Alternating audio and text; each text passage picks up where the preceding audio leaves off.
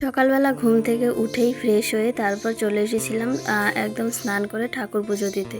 তো আজ সকালটাও আমার এভাবেই কাটছে, সুন্দর করে সকাল সকাল ঠাকুর পুজো দিয়ে। তো এখন যেহেতু প্রচণ্ড গরম পড়ে গেছে আর রাতে ঘুমোলেও কিন্তু শরীরটা প্রচণ্ড ঘাম হয়, সকালবেলা একদম বিচ্ছিরি একটা ব্যাপার লাগে। তো দেখো আমি সকালে একদম ফ্রেশ হয়ে তারপর স্নান করে চলে এসেছিলাম ঠাকুর ঘরে পুজো দেওয়ার জন্য। তো একদিকে ভালোই হয়, সকাল সকাল ঠাকুরের পুজোটা হয়ে যায়, না হলে অনেকটা বেলা হয়ে যায়, সেই বিকেল পর্যন্ত গড়িয়ে যায় ঠাকুর পুজো দিতে দিতে। তো সেটা একদমই পোষায় না। আর দেখো কত সুন্দর করে এখানে হয়ে যাচ্ছে। আর গাছে এখন অনেক সুন্দর ফুলও ফুটছে, যেহেতু বৃষ্টিটা শেষ হয়ে গেছে। আর বৃষ্টি শেষ হবার পরে কিন্তু এই যে রোদ উঠছে, গরম পড়ছে, তাতে কিন্তু গাছে অনেক ফুল ফোটে। আর যখন অনেক বৃষ্টি হয় তখন কিন্তু গাছে এত ফুল ফোটে না। তো এখন এই যে ফুল ফুটছে, আজকে তো যতগুলো তুললাম আর গাছে যত কুড়ি দেখলাম, তাতে দেখে মনে হলো আজ থেকে কালকে আরও বেশি রকমের ফুল ফুটবে। রকমের বলতে অনেক বেশি, ঝুড়িটা ভর্তি হয়ে উপচে উঠবে একদম ফুল দিয়ে। তো মনে হচ্ছে এরকমটাই হতে পারে কালকে। যতগুলো কুড়ি আমি গাছে দেখলাম, তো ফুটলে তো ভালোই হয়। আমার গাছে যত বেশি ফুল ফোটে আমার ততই ভালো লাগে। তো দেখো কথা বলতে বলতে কিন্তু আমার পুজো দেওয়া অলমোস্ট ডান। তো এখানে আমি প্রণামটা সেরে নিচ্ছি। আর এদিকে দেখো অনেক জিনিস এলোমেলো হয়ে রয়েছে, ঠাকুরের জিনিসগুলোও। তো সব জিনিস আমাকে গুছিয়ে পরিষ্কার করতে হবে। যদি এখন এত গরম পড়েছে যে এগুলোতে আর হাত দিতেই ইচ্ছে করছে না, গরমের জ্বালায় কিচ্ছু ভাল লাগছে না। তো আমি তো পুজো দিয়ে দিয়েছিলাম।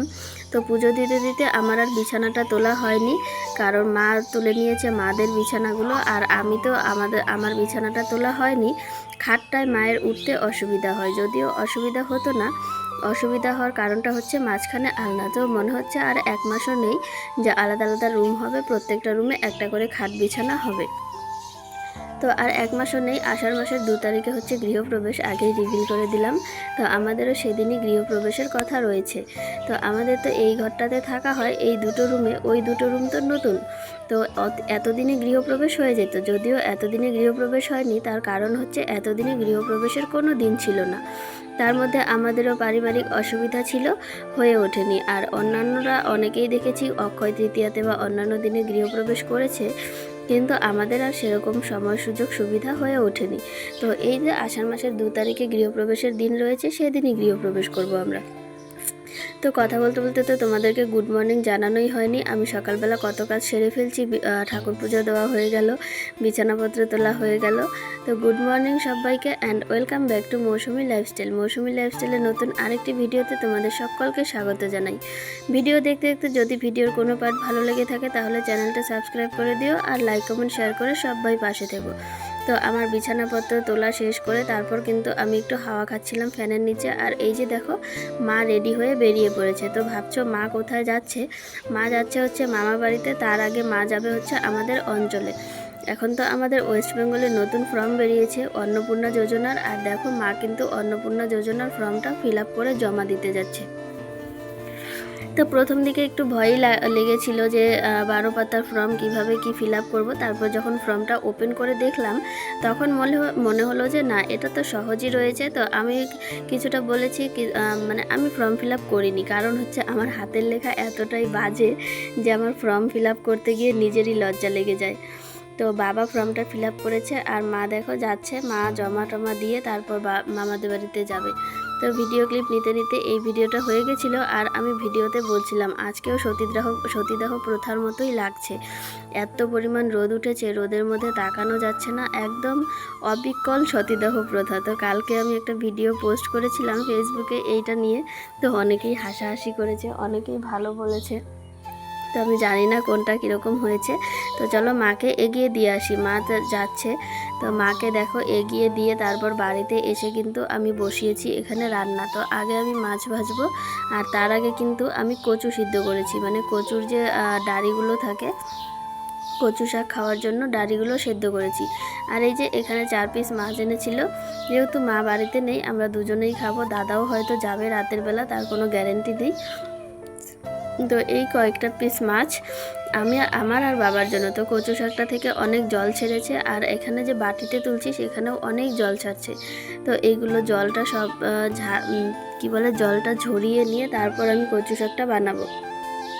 বেশ কদিন থেকে মন চাচ্ছিল একটু কচু শাক খাওয়ার জন্য। তো মাছের ডিম রয়েছে, সেই ডিমটা দিয়েই আজকে কচু শাকটা বানাবো। জানি না কেমন হবে, আমি এত ভালো রান্না করতেও পারি না, টুকিটাকি যতটুকু মানে ওই ঠেকা কাজ চালিয়ে দেওয়া এরকমই একটা ব্যাপার। তো দেখো কচু শাকটা থেকে আমি জলটা ঝরিয়ে নিলাম। আর যে পরিমাণ গরম পড়েছে আমি ক্যামেরা অন করে রান্নাই করতে পারবো না, এটা অভ্যেসেই নেই আমার। আর গরম আমার একদম সহ্য হয় না। তো দেখো কি অবস্থা আমার হয়ে যাচ্ছে, গরমে ঘেমে নিয়ে একসার। ওদিকে কিন্তু ফ্যান চলছে, ফ্যান যতই চলুক ফ্যানের হাওয়া যাচ্ছে অন্যদিকে, টেবিল ফ্যান তো, এদিকে দিলে তো গ্যাসে আর আগুন লাগবে না। তো মাছটাকে আমি একটু উল্টে দিলাম, আর কড়াইটা এত গরম যে হাত দিয়ে নামানো যাচ্ছে না। তো কড়াইটাকে নামিয়ে রেখে এসে তারপর মাছটাকে ঠিকঠাক করে করে দেবো। উল্টে হয়তো দিইনি আমি আগে, আমার ঠিক মনে নেই। হ্যাঁ, উল্টে দিইনি। এই যে এখন আমি মাছটাকে একটু একটু করে উল্টে দিচ্ছি। আর যে পেটির চামড়াগুলো রয়েছে ওইগুলো কিন্তু ফুলে ফেঁপে ওঠে আর ব্রাস্ট হয়ে যায়, তখন তেল ছিটকে পড়ে। তো ওইগুলোকে আমি একটু ফাটিয়ে দিয়েছিলাম। তো দেখো রান্নাবান্না কমপ্লিট করে কিন্তু বসেছি খেতে। এদিকে বাবারও খাওয়া প্রায় হয়ে গেছে, বাবাকে খেতে দিয়েছিলাম। আর এই হচ্ছে কচু শাক।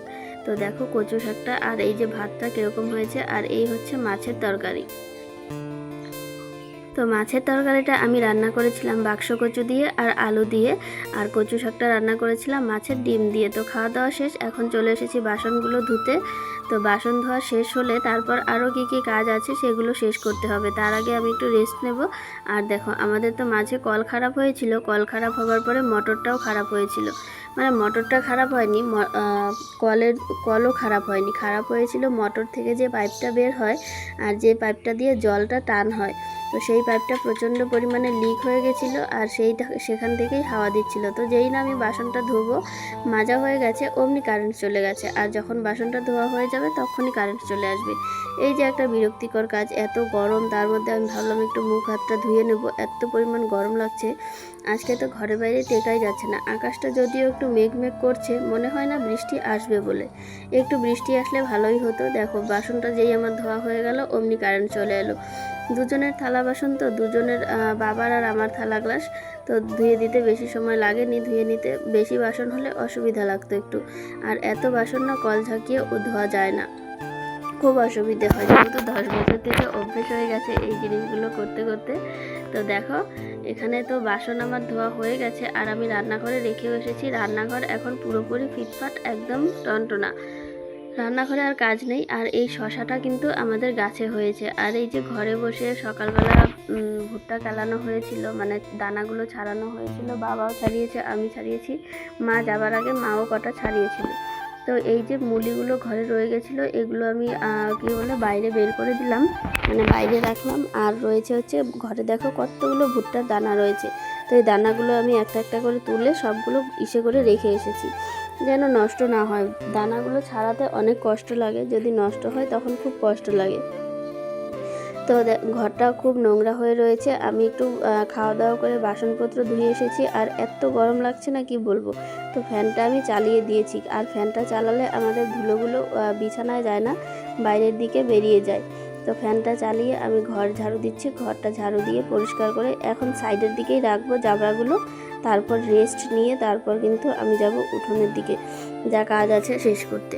একটু বেলা করেই যাব, উঠোনে আমাদের এখনও রোদ রয়েছে, আর এত রোদে কাজ করা অসম্ভব। আর মা তো বাড়িতে নেই, আর আমার এদিকে ঘেমে নিয়ে একসার অবস্থা হয়ে যাচ্ছে। মা বাড়িতে থাকলে এতটা অসুবিধা হতো না, কারণ দুজনে মিলে একসঙ্গে কাজগুলো শেষ করে ফেলতাম। তো আমি অনেকক্ষণ রেস্ট নিয়েছি, রেস্ট নিয়ে মানে ফ্যানের নিচে রেস্ট নিয়েছি, রেস্ট নিয়ে তারপর বাইরে এসেছি। এই ত্রিপালটাতে কিছুই ছিল না, তো আমি এটা ভাঁজ করতে নিয়েছিলাম। তো বাবা বলছিল দাঁড়া আমি আসছি। তো আমি ভাবলাম যে আসুক, ততক্ষণে আমি যতটা সম্ভব হয় ততটা করে রাখি। দেখো ততটা করলাম গুছিয়ে, এখন বাবা ধরলো, এখন তাড়াতাড়ি হয়ে যাবে, বেশি একটা সময় লাগবে না। আসলে এই ত্রিপালটা অনেকটা ভারী তো আর মোটা, সে কারণে এটা একা ভাঁজ করা যায় না। অন্যান্যগুলো আমি একাই ভাঁজ করে ফেলি যখন কাউকে আমি না পাই। তার উপরে যদি রাগ উঠে যায় তাহলে তো কোনো কথাই নেই, তাহলে আমি একাই ভাঁজ করে ফেলি।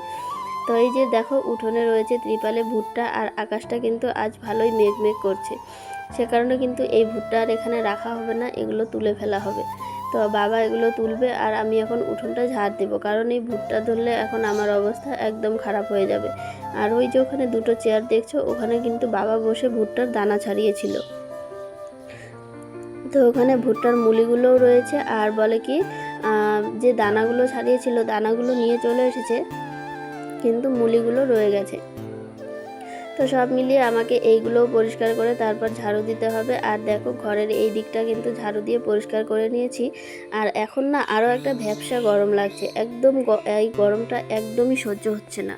এমনিতেও গরম আমার সহ্য হয় না, তার উপরে এই যে ভ্যাপসা রকম একটা গরম, এটা তো আমার আরোই সহ্য হয় না। তো কথা বলতে বলতে উঠোনটা আমার ঝাড়ু দেওয়া হয়েই গেল। এই দিকটা ঝাড়ু দেওয়া শেষ হয়ে গেছে, কিন্তু ওই দিকটা রয়েছে, ভুট্টাটা তোলা শেষ হবে, তারপর ওই দিকটা আমাকে ঝাড়ু দিতে হবে। তো সেদিক থেকে অনেকটা সময় লাগবে, কতক্ষণে ভুট্টা তোলা হবে তারপর আমাকে ঝাড়ু দিতে হবে। তো দেখো মোটামুটি এই দিকটা আমি সবটা নেব না, এখন অতিরিক্ত পরিমাণ গরম রাখছে, মাঝ রাস্তা জমিয়ে রাখবো, কাল সকালে এইগুলো সব ঝাড়ু দিয়ে পরিষ্কার করে নেব। তো এখন যাব আমি স্নান করতে। তো দেখো স্নান করে এসে তোমাদের সঙ্গে দেখা হচ্ছে। কি অবস্থা দেখো, গলায় মালাটা ছিল এটাও আমি খুলে ফেলেছি গরমের জ্বালায়। তো স্নান করে চলে এসেছি। আজকের ভিডিওটা তোমাদের কেমন লেগেছে অবশ্যই কমেন্টে জানিও, ভালো লাগলে লাইক কমেন্ট শেয়ার করে দিও। দেখা হচ্ছে কালকের ভিডিওতে, টাটা।